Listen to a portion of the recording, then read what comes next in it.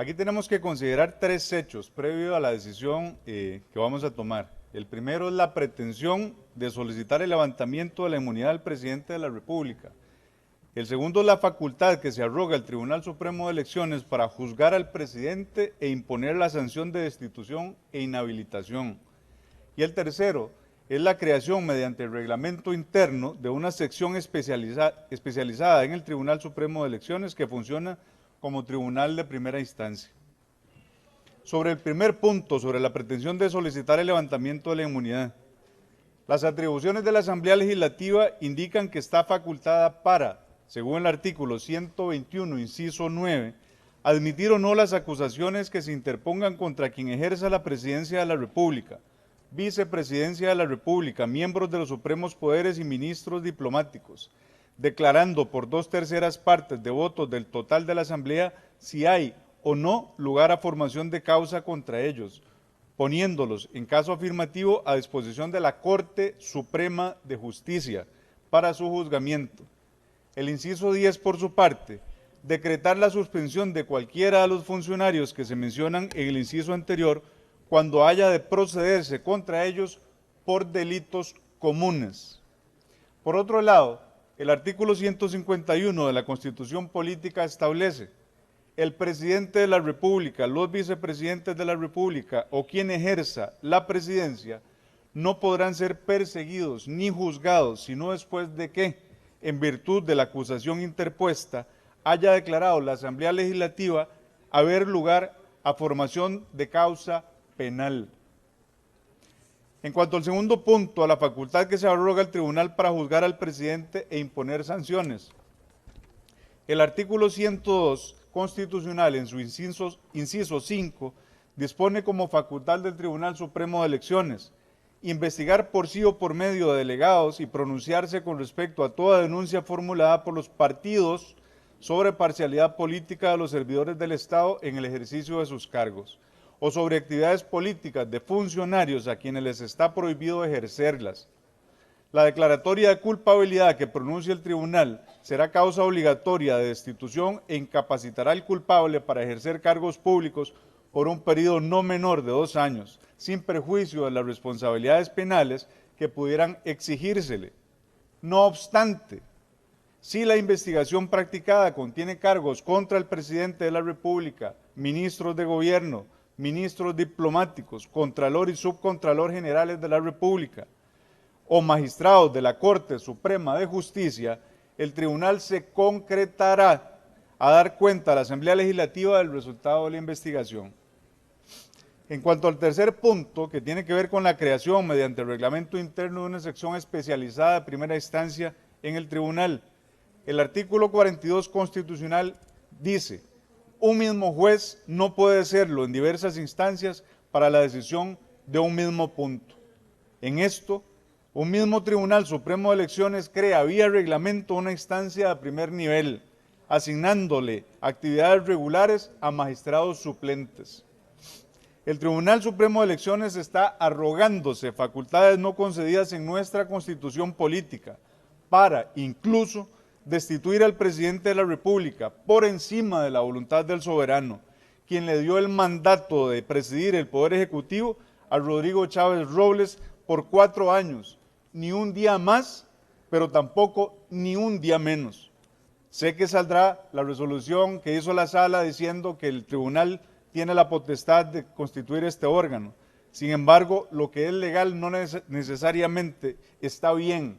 La esclavitud en algún momento fue legal y no por eso estuvo bien. Ni el tribunal ni la sala constitucional son omnipotentes en la forma en que se conduce este país.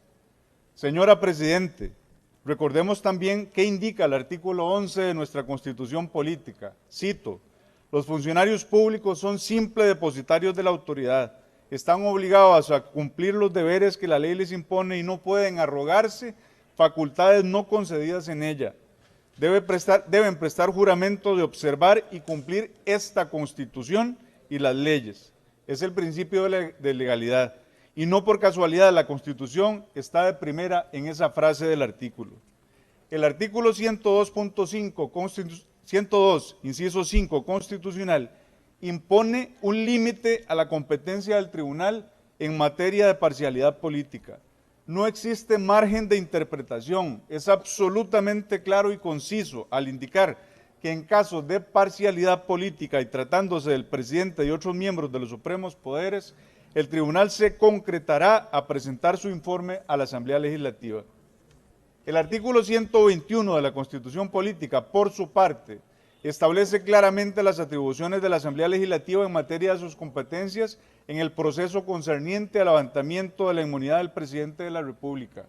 Este artículo, en sus incisos 9 y 10, son los únicos que vinculan a la Asamblea Legislativa con el presidente de la República en términos procesales, con una solicitud de trámite para el levantamiento de la inmunidad al jefe de Estado, señalando inequívocamente que ello procede únicamente por causa penal y a cargo de la Corte Suprema de Justicia. Por otro lado, Marcos Cruz García, expresidente de la Red Mundial de Justicia Electoral y expresidente de la Unión Interamericana de Organismos Electorales, indica: el artículo 102, inciso 3 de la Constitución Política de Costa Rica reconoce al Tribunal Supremo de Elecciones la potestad de interpretar de forma exclusiva y obligatoria las disposiciones constitucionales y legales referentes a la materia electoral. Sin embargo, esa potestad interpretativa no es ilimitada, sino que debe ejercerse dentro del marco de la Constitución sin desbordar su alcance ni modificar su contenido esencial. Los órganos con potestad interpretativa no pueden, bajo pretexto de interpretación, alterar o ampliar su competencia material ni contradecir disposiciones constitucionales expresas. Los actos judiciales realizados bajo este supuesto de hecho podrían subsumirse en el tipo penal de prevaricación. Esta potestad es de carácter interpretativo, no reformador de la Constitución. La interpretación debe ser conforme al texto y al espíritu constitucional. Una interpretación del Tribunal Supremo de Elecciones que ignore o contradiga la limitación expresa impuesta por el constituyente en el 102.5, solo dar cuenta, y se arrogue una competencia de acción procesal directa, solicitar el levantamiento de inmunidad que no le fue conferida expresamente por la Constitución Política, sería considerada en principio un exceso de su potestad que va más allá de la facultad que le ha conferido el constituyente. Recordemos también lo que indica el artículo 103 constitucional. Las resoluciones del Tribunal Supremo de Elecciones no tienen recurso, salvo la acción por prevaricato. Diputados, diputadas, juramos defender la Constitución Política de Costa Rica y esta es clarísima. No es la primera vez que la presidencia de esta Asamblea Legislativa excede sus competencias. Fresco está para todos nosotros el caso de la renuncia del ex vicepresidente Brunner y la obstinada posición del presidente de la Asamblea, Rodrigo Arias Sánchez, de someter su renuncia a votación de este plenario, lo cual le mereció una corrección del Tribunal Supremo de Elecciones.